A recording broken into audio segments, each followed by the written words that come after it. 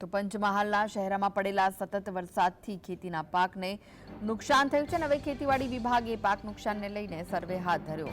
શહેરના 92 ગામોમાં અંદાજિત 11,000 હેક્ટર જમીનમાં ખેતીને નુકસાન પહોંચ્યું છે। અત્યાર સુધીમાં 50% જેટલો સર્વે થયો હોવાનું તાલુકા ખેતીવાડી અધિકારીએ જણાવ્યું। આ સાથે જ વરસાદના કારણે જમીન ધોવાણ થયેલું હોય તેવી જમીનો માટે અરજીઓ મંગાવવામાં આવી છે। જો કે અત્યાર સુધીમાં 10 જેટલા ખેડૂતોની જમીન ધોવાણ અંગેની અરજીઓ આવી છે। તો આ વિશે વધુ માહિતી માટે જોડાઈ ગયા છે સંવાદદાતા ઇકબાલ। જે ખેડૂતોને નુકસાન થયું છે, શું વિગતો મળી રહી છે?